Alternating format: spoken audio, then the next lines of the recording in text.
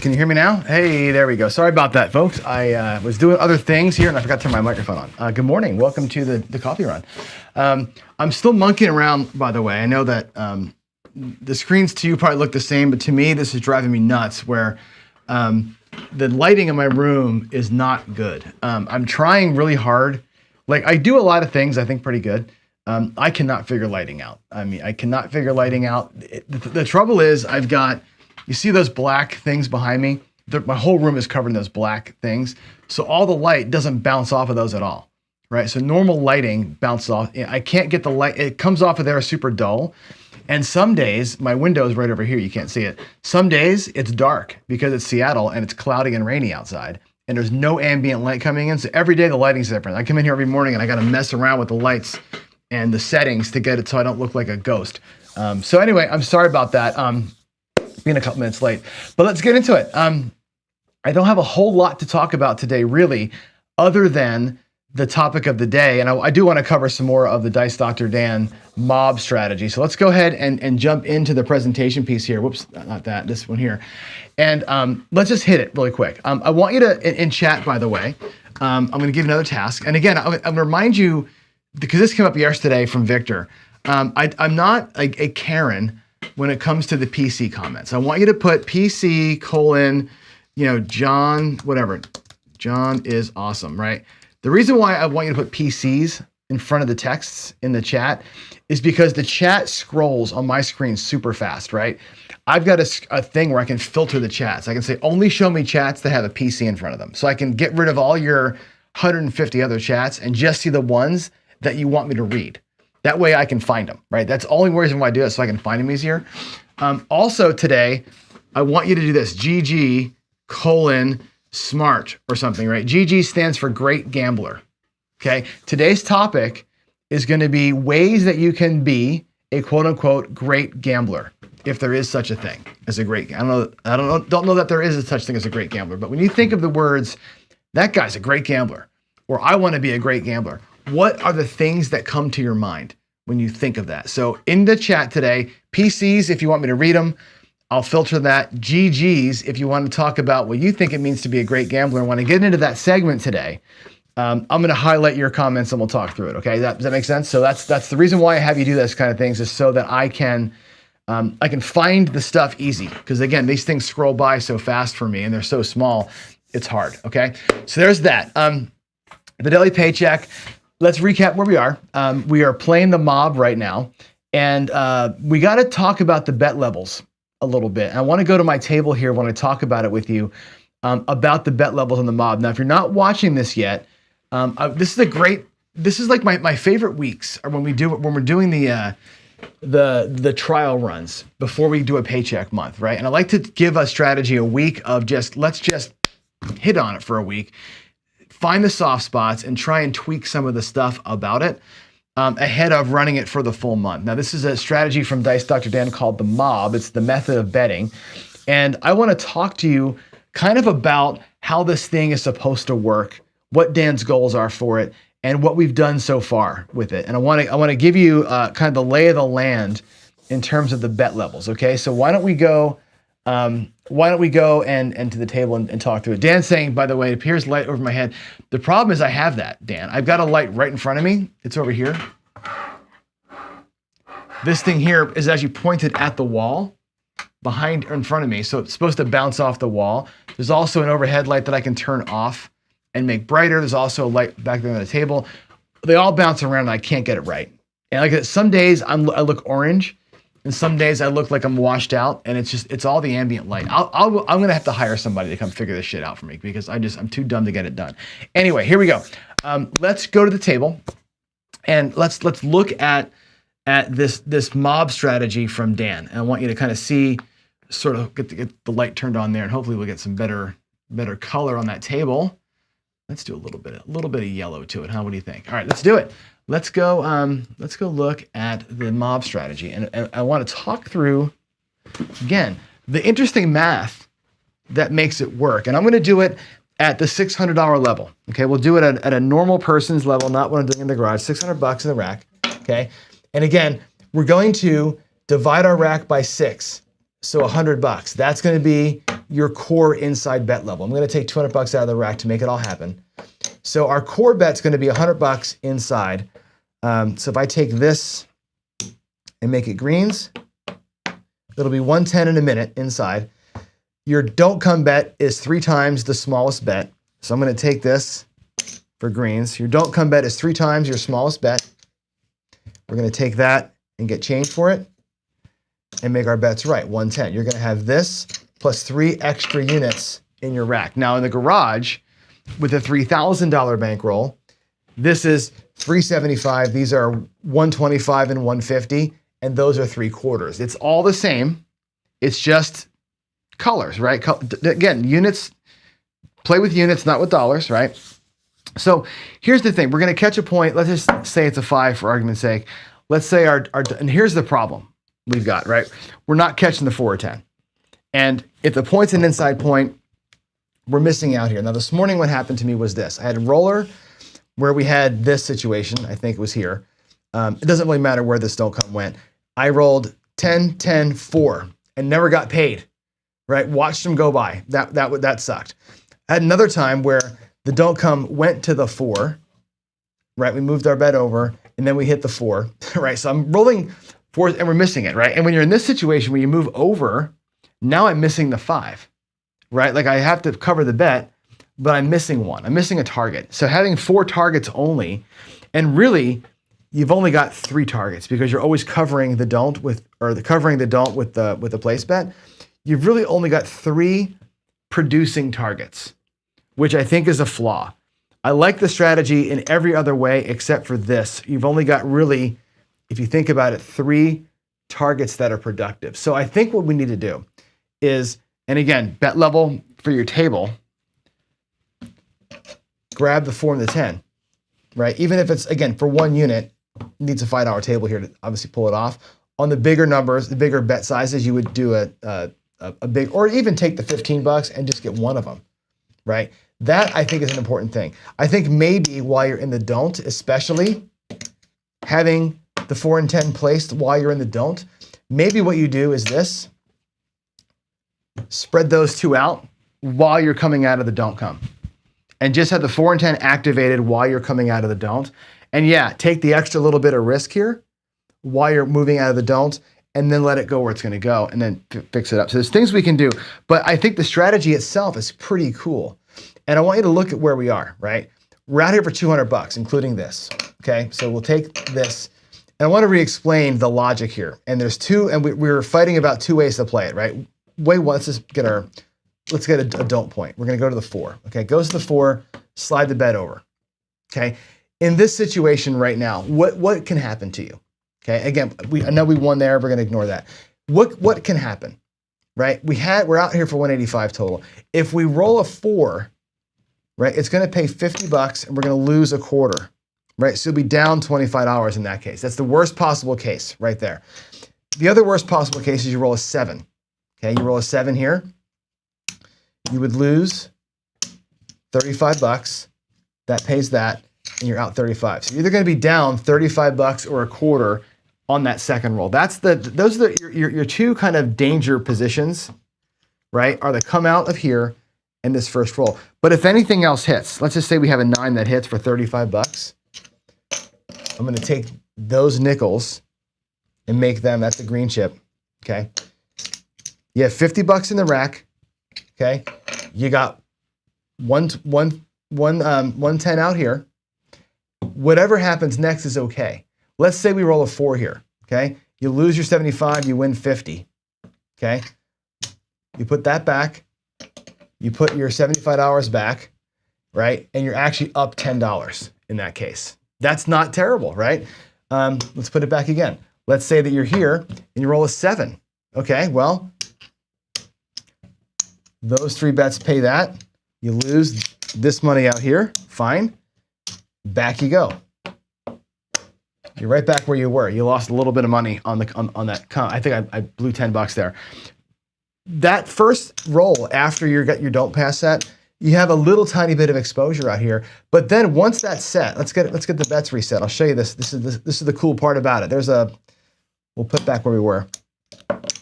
Here's where we were. 15 bucks in the rack. 110, and the 75. If anything hits, now you're no lose. On the very next hit, let's just say it's an 8 again, right? $35. That's just pure. That's just pure profit. Now you're just scooping all day long. I would like to scoop more, right? So what I might consider doing is racking the big unit and placing the small units to fix the coverage here. You're still going to be in a no lose. If you take, and again, I'm doing reds and greens. In the garage, it's blacks and greens. If I keep the black and I push the greens out here, I still brought money back in the rack. I've still got $65 in here, right? If we catch a 7, you're still okay, right? There's our $200 that we started with. We're still up $15. Even if that happens by putting the extra cash out here on these two numbers, you're still in a good spot. So I think what I'm going to do is either on the first hit, push the change out onto the numbers that we're missing, or the second hit, push the change out there. You know what I mean? You could start with that from your rack, take that $15 or that $75 that I've got, because in the morning session, it looks like this. We're doing these bets. We're doing here. We're 550 in with 75 in the rack, right? No harm in doing 25 on the 4 and 10 and having the quarter sitting in here. Then your first hit is still going to be 200 for 25, and you're doing okay. Even after that, you're still ahead a little bit. I think even that little bit helps. If you catch a 4 and 10 early and you win the $50, that's great. You can do this, and you're catching blacks. To me, when I'm playing across betting, and I think I've mentioned this to you before, one of my sort of, I don't want to say tenets, I guess, but one of the things I think about is the 4 and 10 to me are bonus bets, right? So if I'm doing, like, my favorite across level is this. I like my 130 across, which is 110, 120, 130. I love a 130 bet like that. I love it even more when it's this, 100 inside and 15 on the outside. It's the same thing. But here, the normal 110 and 10 and 10 on a $10 table, it's a great bet because you're really working the insides. You're really trying to make money here on the insides. These become side bets. I look at the 4 and 10 as a side bet. So if I catch $35, right, on an inside number, this $10 in my mind paid for the 10. The next inside hit pays for the 4, right? I look at this as $50 in profit. The 4 and 10 are a complete sideshow, right? And I'll take these to the ceiling. Don't even care. I won't collect on these till I get a black chip out of them, right? I think that the mob strategy can be seen the same way. You can take your excess change off these inside wins and catch the numbers you're missing, at least after roll 1, and be okay. So I'm gonna let that simmer for a minute with y'all. Let me go back over to my other table here, or this screen, and let you think about that. Especially Dan. Think about that, Dan. I'm gonna look in the chat here if he's saying something. If that's the thing that you might think makes sense. Okay, picking up the two numbers that you're missing with the change from the first payment. So out in the garage, we're getting paid $175. I would put at least 25 and 25 somewhere, rack a quarter maybe, or 50 and 25 somewhere to kind of get those other bets covered. Still racking a black, racking a meaningful chip. And here we're racking greens, like I showed you. Maybe in that one we rack a black and build it a little slower earlier and let that steam pick up as the roll goes on. I think that's a way to do it. We're getting there. I don't know if that's the answer or not, but we're getting there, okay? Dan says, I just emailed you the solution for betting across. Well, let's see how close I got. I'm just thinking about it in my head here. As I'm walking from the upstairs garage to the basement with my coffee, I was just thinking about how can I fix that in my head. So anyway, there's my thoughts. I'll look at Dan's thoughts. Tomorrow morning, we're going to play across. We're going to find a way to do it and get this thing tweaked out. So there's that. Again, I think the strategy's cool, by the way. I think like the math behind it where, you know, DC bet gets set, one hit, you're guaranteed to tie. Second hit, you're guaranteed in profit. You can just scoop all day long. I love that part of this thing. I think that the way the numbers all worked out as a tinkerer, Dan, was genius. Now we just got to fix a couple things. I think we're going to be onto something really cool. Okay, so I'm going to go ahead and filter my chats now. I'm going to look at the GGs. Anything in here for GG for great gamblers? And let's go to the talk. over here, about great gambling. And again, your reminder of all the things, right? The principles that I stand by. And if you've read, and you should have, any Graf Stein books, if you've read the John Patrick books, these guys have got their principles that they stand by. John Patrick, the Big Four, Little Three. Same for me, right? These are my principles. John Patrick is, knowledge, bankroll, money management, all those things. For me, this is how I frame my core principles, right? It's having a goal. I think a lot of people are not goal oriented. I think having a solid strategy. I think having the right bankroll that matches your strategy and your goal and handles your losses, right? Having the good mindset. We talk this whole month, I've been talking mindset and discipline with you. I think it's the most important thing. I think that the casinos are already ahead of you and they do more things to distract you. And we're going to have a little talk tomorrow about casino myths. There's a lot of things that people think casinos do that they really aren't doing. We do it to ourselves. I think there's a lot of hype out there. I think that the notion that the casinos are a maze on purpose, the notion that there's no right angles in a casino, whatever, all those things, that I think the casinos love it. I think that they love you talking about that there's no clocks and that you can't tell. They think that it's great that you're wigged out about that shit because that gets into your head, right? And it takes your mind off of the game. I think your mindset's a big thing. So, and again, I think to succeed in all this stuff, you've got to tie it all together. You got to have knowledge of your game. You got to know your math. You got to embrace variance. You got to have all these things. All these things make, to me, a complete gambler. And that's the way that I view it. It's different than the way that others would frame it, but that's how I view it. Okay. Now, today, what I want to talk about in session 18 here, we're going to talk about 10 great ways to gamble, 10 ways to be a great gambler. Now, I don't know that there is a way to be a great gambler. There might be 0 ways to be a great gambler. Maybe the best way to be a great gambler is not to go. And I say that tongue in cheek. A lot of people have said that, the best bet you make is the one you don't make, right? Like ultimately, every bet puts your cash at risk that you worked hard for. You either worked hard for it at a casino, building up your bankroll, or you worked hard for it in your day job and you're putting it at risk, right? The best bet is not to make a damn bet. But if you're going to bet, I think there are things that you can do that will make you, quote unquote, great at it. And let's take a look at some of the thoughts that I had, and then I'm going to bring in some of your thoughts. Okay. So ways to be great at the casino. I think number 1, you play with only disposable money. And we're going to have an entire month. Gambling 102 is going to be all about money management. It's going to be all about how to build your bankroll to play with and how to use that bankroll successfully or tactically at the casino. So number 1, being great means only playing with money you can afford to lose. In my case, I've created a bankroll for the purpose of losing. Like I got a bankroll that's set aside for my casino play this is it. I'm putting this money aside, totally happy to lose it, right? Don't want to lose it, but it's okay if I do. Like if I do a side job, coding job, and I make $5K, thousands going into that account. It's burn money, right? Play with disposable income only. The second thing, and I think this rolls into that, is having a financial plan. And again, our next series is going to be all about a financial plan. And it's all of it. It's where does your money come from? How do you store your money in your bank account? Multiple bank accounts, perhaps. How much do you bring? How do you play it out, right? What is your financial planning? I think it goes a long way because you're never going to feel the quote unquote risk.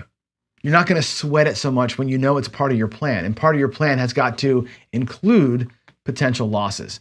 I think furthering down that road, managing your stack of chips is an important thing. You've seen my video. I think my most popular video, the one that I'm known for the most, is the rack management video. My very first video I ever put out was on rack management. I know that other people have done it. I know Graf Stein's got a way that he manages his rack. I know a lot of guys have done things. I have my own way of managing my rack. I put my starting bankroll in one spot, my play stack over here, my profit stack over here. I manage my rack at a craps table. On a blackjack table or a baccarat table, I manage my stacks in a very, very specific way. We're going to talk about this coming up, but managing your stack is what keeps you from having to do math during the game, because sometimes during the game it gets complicated. You've got a lot going on, like how much money do I have? Where's my profit? Knowing where your profit is at all times, how much profit you've got at all times, critical. So learning how to manage your stack or your rack, I think makes you a great gambler, because again, it keeps your focus on where you are with your money. And I say this a lot to you, be goal oriented. I think a gambler without a goal, right, is like you're asking for trouble. I don't know what the analogy there is, but if you don't have a goal, you're just winging it. You just might as well mail them a check. I really believe that. Be goal oriented. Win goal and a loss goal both have to be stated ahead of time, and your goal's got to be something you can stick to. Okay, I think you got to know the math, and I'm not talking about calculus. I'm talking about what the house edge is. I'm talking about what the probabilities of winning and losing a bet are. Quick division and multiplication tables are good for you to be able to know where you are. Knowing your payouts is important too. Being able to quickly know what your cards add up to. Like that kind of thing is important, I think. And knowing basic math and being good at it quickly is an important thing. Flashcards help you out there, right?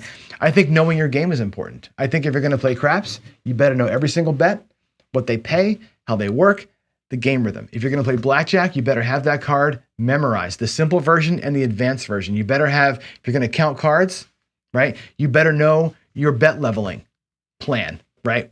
Know all of it. If you're playing baccarat, you better know how the dealer is counting those cards up. Know what's coming, know what you expect, okay? All of it is important. Roulette, you got to know, right, how to mix the bets up and how that whole distributive property works. That's a very important thing. Knowing your game. You go out there without knowledge of the game, you're just give them your money. Just give them your money, right? That's a big important thing. I think bringing multiple strategies is important. Now, in some games, there is no strategy, right? Pie Gal, your strategy is how much money are you betting? In Baccarat, your strategy is how much money are you betting and where are you going? Are you going to go looking for a specific weird pattern? Are you looking for all banks, looking for following the shoe? Whatever it's going to be, know your strategy, practice your strategy, and have multiple.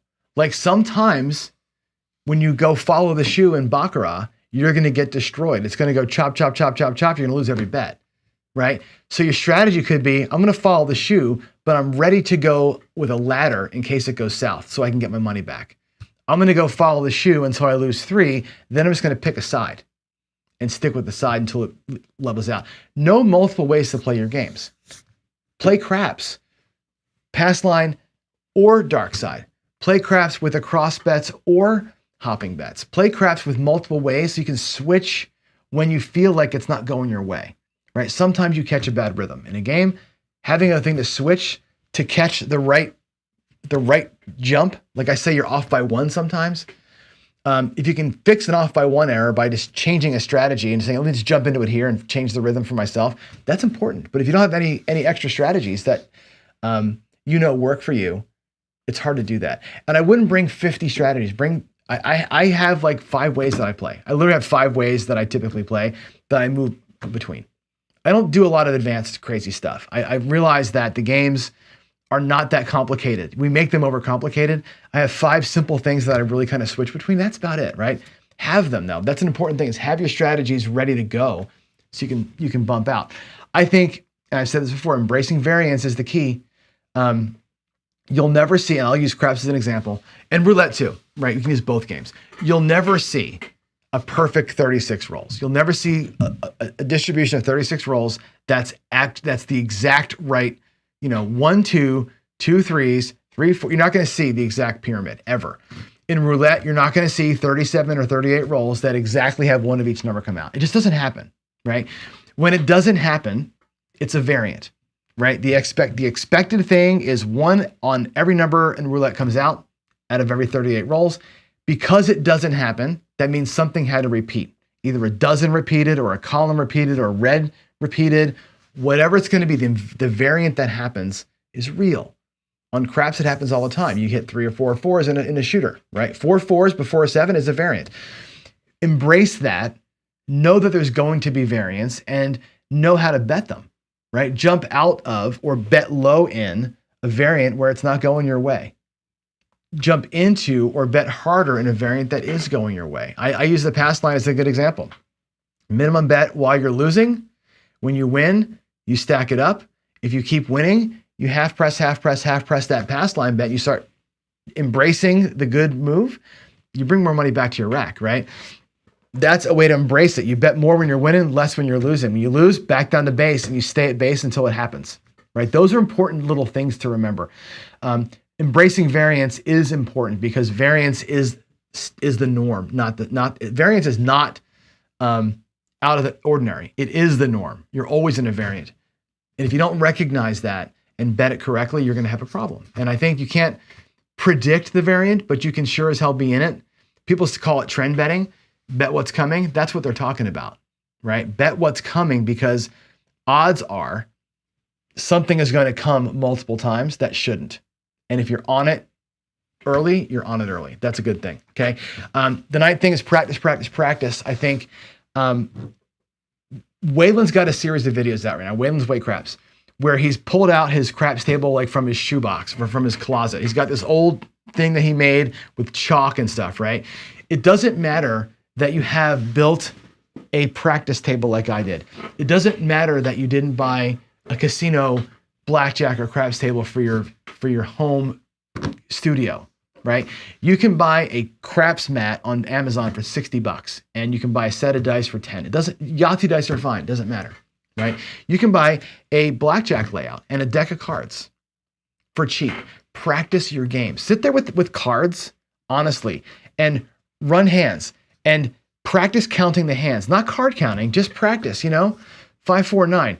+3, 11, or 12, and just kind of get your card counts going so you can look at the set of cards and see the picture that is the number, that these 4 cards add to 17.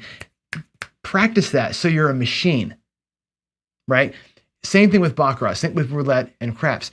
Be a machine with what you're doing so when you're at the casino, you aren't in your head thinking about it, right? I talk a lot to you about your mental toughness and your mental strength at the tables. I don't want you to be thinking about things. You should be on rote. You should be mechanical with it. You should be machine-like with it. You practice your betting, practice the cards, practice the counts, practice everything. Matter of fact, it doesn't hurt you to learn how to deal your game of choice, whether it's, again, blackjack or bac or roulette. Learn how to deal it so you can understand, A, what the dealers are going through and makes you a better tipper, but B, it helps you understand your payouts and how things move around.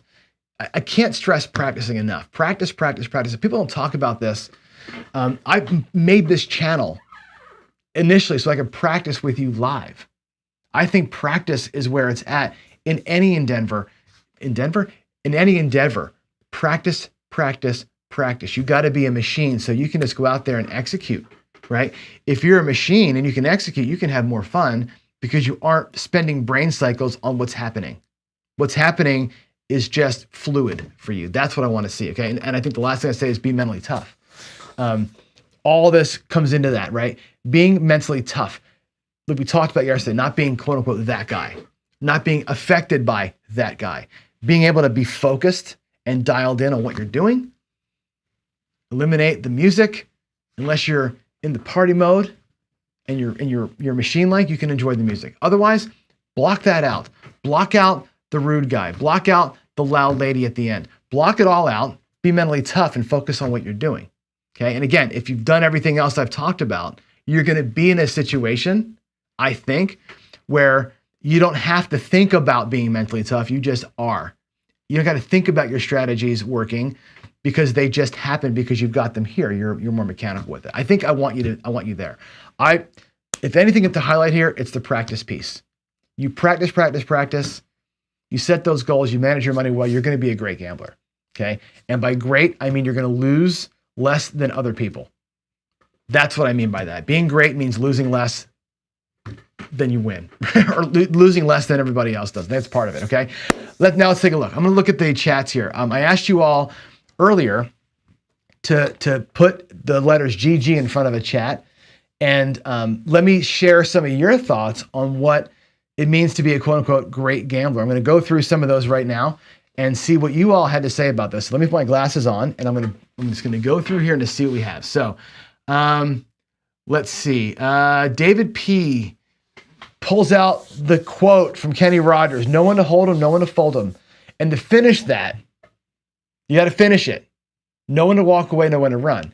And I know it's a song lyric and it's trite, but it's true, right?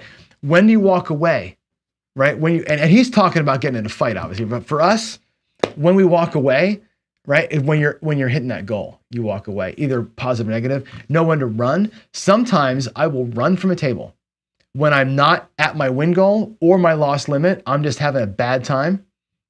I'll run away. And this is, again, Rodder's talking about a fight. I'm talking about your money. So there's that. Let's see.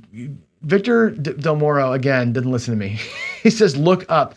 I'm not going to look up because I've got my screen filtered where all I see is the GG chats, right? So if you have something to say, redo it with a new GG for me and I'll see it. Okay. I can't switch screens and look up. I can only see what's directly there. So Victor also says, great gamblers treated as entertainment and a destination resort vacation. I think that's an important point. And I think I'm going to talk about this maybe tomorrow or Thursday. I'm not sure which day I'm going to talk about it. The truth about gambling. This is an important point. And I think I wish I could pin these things to stay longer, but Victor makes a great point here. Rare is the person, very rare is the person who gambles for a living, right? You may know 5 people out of all of us that do it. Ken has done it from Ken Knows Gambling and he hated it. What does Ken say? Worst year of my life, right? Or 2 years of his life, right? It was horrible. He grew to hate gambling because he treated it like a job. It wasn't fun at all anymore. It was a grind, right? Other people we know from our community gamble on the regular, either in the stock market, which is also a form of gambling, or in the casinos on the regular professionally. They will tell you it's a job, right? It's a job and it's hard, right? You don't go to your day job at risk. And I think I'm going to put your comment again. Nobody goes to work at risk. I don't go to my day job. I teach, right? I don't go to work with $1,000 and my boss and I have a conversation and he says, you know what? If you teach great today, you're going to walk home with $1,100 today. If you exceed your expectations, you're going to go home with $1,100. If you suck today, right? You have a bad day, I'm going to only give you back 900. That is that. And if it's an okay, whatever day, like, if it's just a normal day, you have the same grand. You don't go to work with your money at risk. And there's no reward for it, right? You just go to work. You put your time in, you get your money. The casino isn't like that. You're putting everything at risk, right? It should be entertainment. And our good friend Greg from 555 Craps has made this comment before, and I think this is a good way to frame this conversation, which is, if you look at gambling, and go back to my first disposable income comment there, right? It's money that you're okay with lighting up. If I was going to take Kathy out to dinner, let's say we were going to go to a show and dinner. Matter of fact, Sebastian Maniscalco is coming in Seattle. We want to go see him. It's going to be, $150 a ticket to $300, right? We're going to go to dinner. It's going to cost us $250, right? That's $500. Okay. I'm no problem dropping $500 on my wife for a night out with dinner. Just like I have no problem dropping $500 at a craps table. To me, it's the same thing. It's going to be 3 hours of entertainment. It's going to be some drinks, some food, and I'm going to have a great time. If you look at it that way, as entertainment money, that can be a way to be considered a great gambler in that frame. Look at it for what it is. If you happen to have a good night, that's great. That $500 turns into great. More money, awesome. If you do the things I'm telling you to do, that will happen more often than not. But if it doesn't, like Victor says, treat it as entertainment and as a vacation, as a night out. And if it works out for you, that's great. If it doesn't work out for you, you were going to spend the money anyway. That's how you have to look at that, okay? What else do we have? Dusted one, great gamblers see gambling as tax-free money, unless you hit a hand pay on a slot machine. Other than that, yeah, I see your point there. David Peak says, good gamblers rattle their chips, and I do that. I do that all the time. I'm a chip shuffler, right? It's such a dumb point, Dave.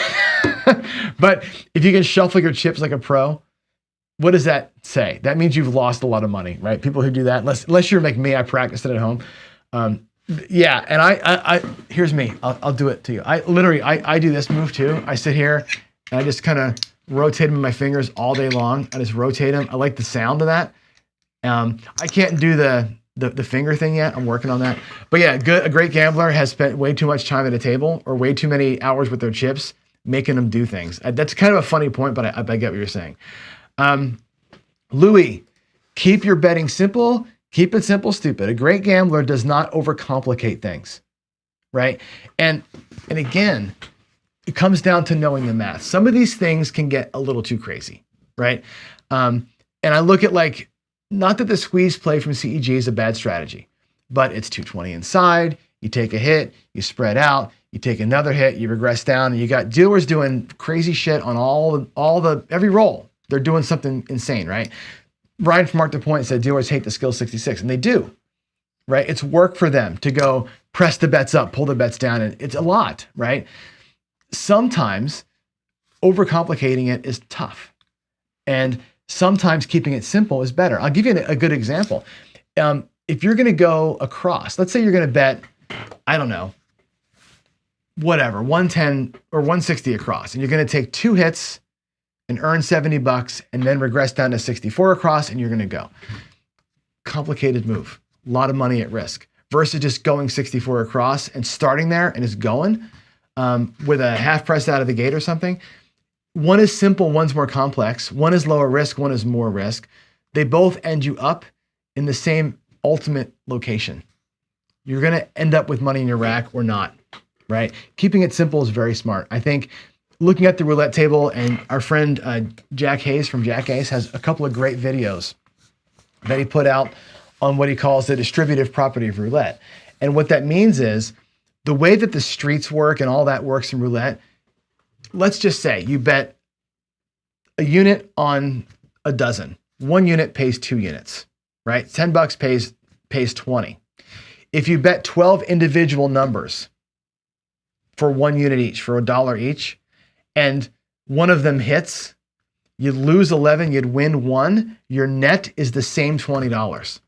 Betting a dozen is the same as betting 12 individual numbers. It pays the same. Betting a single street, 3 numbers, is the same as betting any 3 random numbers. Betting a double street is the same payout as betting 6 random numbers on the table. Okay? Knowing that keeps it simple. I don't have to spread my bets around and be that guy that's reaching over people. I just pick a double street and just say, I'll take my chances with any random ass 6 numbers, right? That's keeping it simple. Overthinking the games sometimes can be your worst enemy. I think that's an important thing. Let's see. James Newberry says, we hardly ever talk about distribution and it's a major part of the game. We're going to get there. I've got a series planned. I think it's month 3. So we did a month now of mental stuff in gambling, this 101 series. Next month, Gambling 201 is going to be about money management, financials. Month 3 is going to be about math. The whole Gambling 301 is all math. We're going to talk about distributions. We're going to get hardcore with it.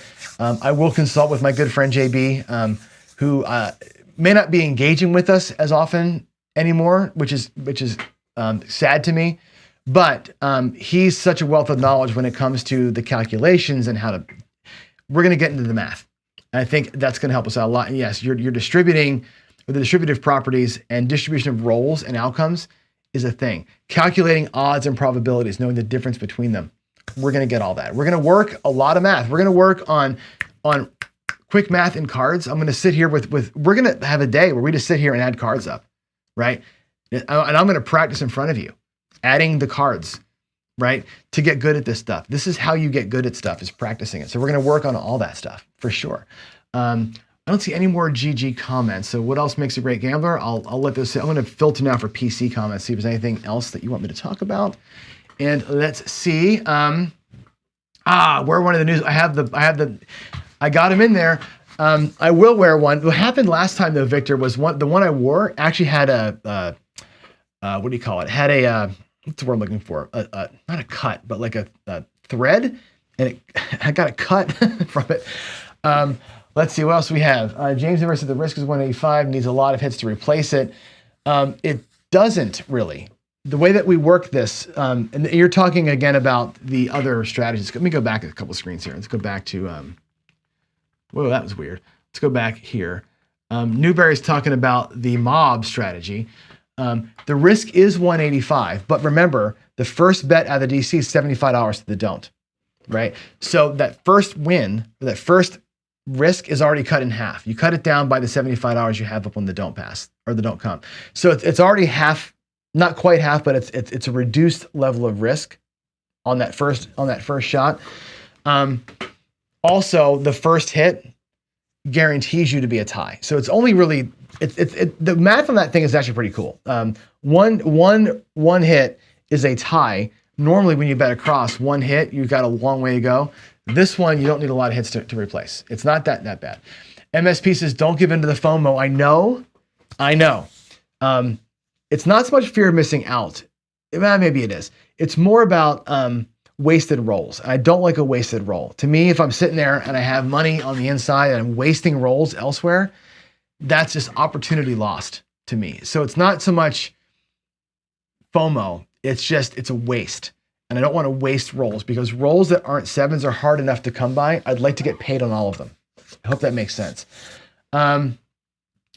Yes, Clay, Jeff's is off the ceiling. Mine used to be off the ceiling. However, my problem is that I'm bald. So when I reflect off the ceiling, I get a shine, Clay. So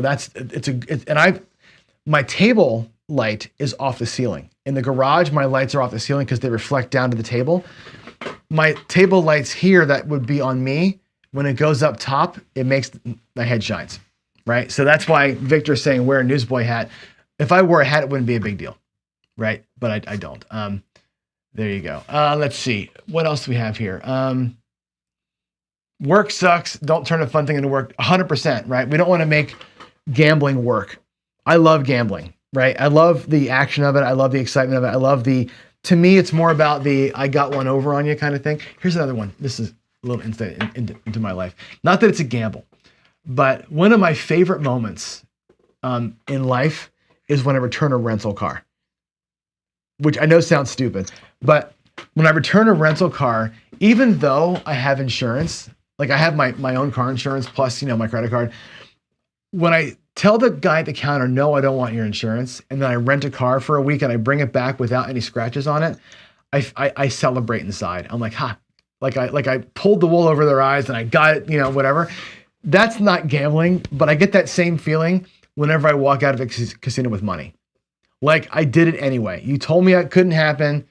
Everybody says you're going to lose, and I walked out with money, and I get this little bit of satisfaction from even a $10 win as I do when I return a rental car. I know it's kind of a dumb example, but that's literally, I don't want to turn that into work. I want to enjoy those $10 wins. I still do enjoy the $10 win because it's to me, it's like anytime you win money, you pull the wool over their eyes. You got out, right? You got out, and it's always a good thing. Let's see. Oh, this is cool. My wife is the Keno queen. She plays the local homeless for losing scratch-offs to offset her hand pays. What?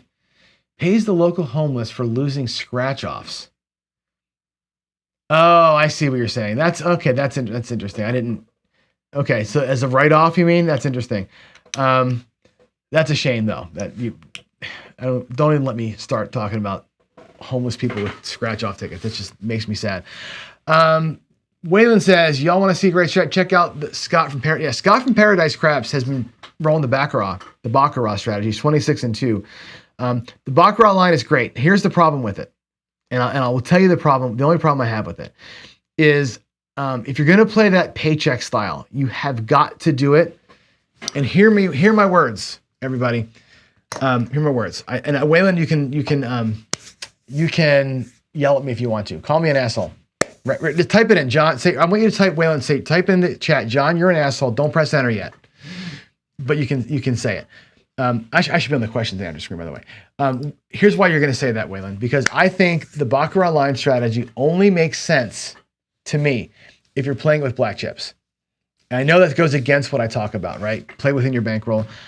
I would not go to the casino with the Baccarat line strategy, which I think is a great strategy, unless it's part of the Red Cross, and we're doing it with the right leveling of chat. I think we're doing $75 there, right? I don't think it's tenable without black chips because it takes too long. We roll dice really fast here, right? Scott is rolling the dice. I'm rolling the dice super quick, right? We're getting we're getting in the equivalent speed of 150 rolls an hour, right? We're just hucking and chucking and rolling and right, it's fast. At a casino, you're lucky to get 45 or 50 rolls an hour. Lucky with all that's going on, right? That means your line bet's going to resolve most likely 6 to 8 times an hour if you're lucky. 6 to 8 times a resolution. Now the come out series is different, right? But generally speaking, that bet takes so long to resolve. If you're playing it with $10 or with a quarter, you're going to be there all day trying to make a damn paycheck. Now it will make a paycheck, right? But it takes so long, so many outcomes to get it to work. With black chips, you can be out and in, or in and out rather, much quicker and make it more worth your time. So I'm glad that he's winning with it. But again, the reality of that thing is that it's such a slow mover at a casino. It's one of those things where you've got to be willing to put in super amounts of time to make it work, or bubble crabs it, one of the two. That's the only thing that I have negative to say about it, is that the real life time, it's super slow. That's a good 5K black chip strategy, win $500 and roll. That totally can work, right? And again, that strategy, that part of the Red Cross is a major player why the Red Cross wins. The Baccarat line augments what we're doing up top. And sometimes that line is the only reason why we won. It picked us up completely. So there it is. I'm not going to put you in the horn bets, Dan. No, I will not put you in horn bets. I will not put you in horn bets. I wouldn't do that to you. Although people in chat were asking me this morning, get the horn. I'm like, I'm not going to get the horn. I'm not doing it. Yeah. Victor says, use red lights like a cat. I cannot do that. Although my lights, the ceiling light that I've got is, that thing is LED lights, so I can change colors. I can make it be green. I can make it be yellow. I can do other things with it to try and change room mood. It will go red actually, but I would never do that. I would look ridiculous. Maybe tomorrow for fun I'll do it, but it would probably look a little bit ridiculous. All right, I think I've covered every comment y'all have. I think we did all the GGs. I'll do one more check, make sure nothing new for the GGs for the good gamblers. No, we're good. We've covered it all. I want to thank you again. Hopefully that was a good show today. I like your input. I like what everybody said about what it is to be a good gambler. And I think, again, keeping focus is important. And I think Victor's point of remembering that it's entertainment is important, right? I like to use my trips to the casino to build my bankroll, but ultimately it's entertainment. And you got to remember that. I think remembering that using only disposable income is important. And like Louis said, being simple, keeping your bets simple and easy is way more effective and way less cognitive load than doing things as complicated as possible. Even this mob that we're doing today with Dan, it's easy. There's only one moving part. It's moving the don't come over. Everything else is just collecting. There's no jumping through hoops to make that thing work. There might be a regression at some point because you want to pull some money down, but ultimately it's an easy strategy. It's very, very simple. The simplicity of it makes it easy to execute and makes it fun to play. So I think those are the 3 takeaways. The number one things, right? Money management, disposable income, keep it fun, keep it real, keep it simple. And that's it for the day. All right. I'll see y'all tomorrow morning for another daily paycheck. We'll roll some more changes into the mob. And yeah, with that said, I'll have a great rest of your Tuesday and I will see you in the next one. Bye all.